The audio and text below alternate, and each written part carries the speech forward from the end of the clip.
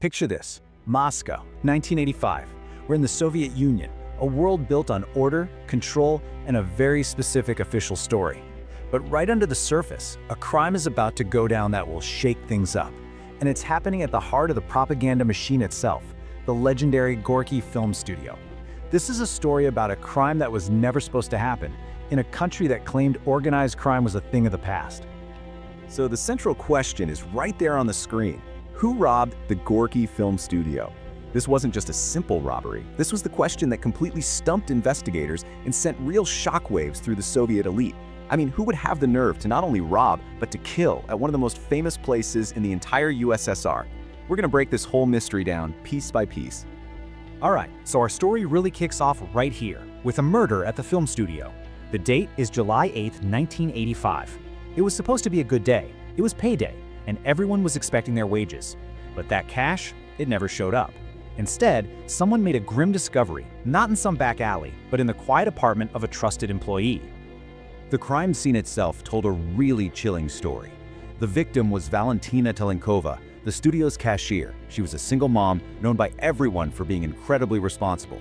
And get this, there were no signs of forced entry. That means she knew her killer. She opened the door for them. But the biggest clue? The key to the studio's safe, which she always wore on a cord around her neck, was gone. The killer knew exactly what they came for. And this is why. 30,000 rubles. Back in 1985, this was an absolutely insane amount of money. We're talking the entire payroll for the studio, enough to buy a few cars. With the key missing and the safe at the studio completely empty, the motive was suddenly crystal clear. This was a carefully planned heist. So, the investigators came to a really unsettling conclusion, and fast. This had to be an inside job. The person who did this wasn't some random thug off the street.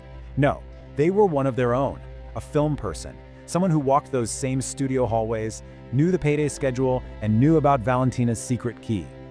And just as the investigation starts to focus on people inside the studio, the case takes this incredibly bizarre international twist. The story of the crime starts to get out, but not in any way anyone could have predicted. Okay, check out this contrast, because it really tells you a lot about the Cold War. In the Soviet Union, complete and total silence in the newspapers. Nothing. But in Germany, France, and America, the headlines were screaming about bloody Soviet gangsters. And they had details, shockingly accurate details. It meant someone inside the investigation wasn't just leaking info, they were selling the story to the West. Turns out, these Western reports were connecting the dots faster than the Moscow police. The Gorki Studio murder, it wasn't a one-off. It was part of a terrifying pattern. A single gang, using the very same type of Nagant revolver, was behind this string of vicious, execution-style robberies all across the city. And they were like ghosts. Every time the police set up a dragnet, they just vanished. And this was the question that just drove investigators crazy. How were they always one step ahead? Every single time a citywide operation was launched to catch them, the gang would just disappear into thin air. It was like they had the police playbook, and a terrifying thought started to sink in. Maybe they had a source inside the Soviet militia itself. This led them straight to a horrifying conclusion. There was an enemy within. So they went back to the studio and ordered this massive audit. I mean, they went through everything. Costumes, props, the armory. And what they found was that a lot more than just money was missing. And that changed everything. And here's the bombshell. 5 Nagant revolvers and all their ammunition were missing from the studio's own security armory. The same type of weapon being used in the citywide crime spree. The connection wasn't just a theory anymore. The Gorki Film Studio was literally arming the gang. Then finally, a major breakthrough. A witness from an earlier bloody robbery. He managed to give a description just before he died. He said one of the attackers had these really distinct features, a flat nose, fused eyebrows, and he was wearing something that should have made people feel safe, a police uniform. So they ran that description through their files, and it pinged on one single, unbelievable person. The man in charge of protecting the studio, the head of the whole security force, Vyacheslav Evstratov. The insider theory, it just found its prime suspect. So the investigators have their man, but they need that final piece of evidence, the smoking gun. They start tailing Evstratov, who, by the way, just happened to take the day off on the day of the murder, and they follow him to his mistress's family dacha. They set a trap, And the evidence they found there was honestly stranger than fiction. And what a smoking gun it was. Not a weapon, but a piece of movie history. They found the iconic leather trench coat worn by the famous Soviet spy character, Sturlitz. It had been stolen from the studio's costume department. This wasn't just about theft, this was a trophy. And for Ev Stratov, it was game over.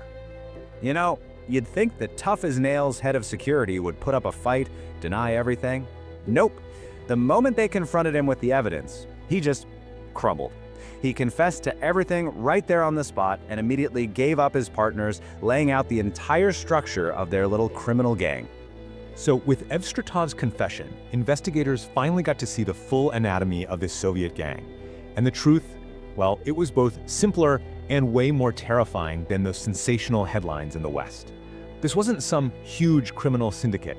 It was a tight, three-man crew that was brutally efficient. And here's the crew. You had Ev Stratov, the studio's head of security. He was the mastermind, the inside man who armed them and picked the target. Then there was Vladimir Kostomarov, the muscle, the guy who actually posed as a cop to get into the cashier's apartment. And the real key to their success? Viktor Satsenchenko, a decorated traffic cop who fed them intel, listened in on the investigation into his own crimes, and sold the story to Western reporters. You can see their whole chilling evolution here. It all started so small, with something that was almost normal in Soviet life. Workers sneaking a few spare parts out of the factory to sell. That's how Ev Stratov and Savchenko started, with a little racket selling stolen car parts. But that everyday low-level corruption, it was the seed. Once Ev Stratov got access to those guns at the film studio, their petty greed exploded into a full-blown campaign of terror and murder. And this was the truly twisted genius of their plan. They took the state's most trusted symbols and turned them into weapons. That police uniform wasn't a sign of safety, it was the perfect disguise for a killer. While the entire Moscow militia was out hunting for gangsters, Savchenko was sitting in police briefings, reading reports about himself, and calmly planning their next move. The state charged them with a very specific, very loaded crime: banditism. Now what's fascinating here is that officially, organized crime wasn't supposed to exist anymore in the USSR. It was considered a problem they'd solved back in the 50s. So to even use this charge was a huge public admission that the system had failed, that the socialist utopia had cracks big enough for violent organized gangs to crawl through. They had to dust off an old law just to make a point.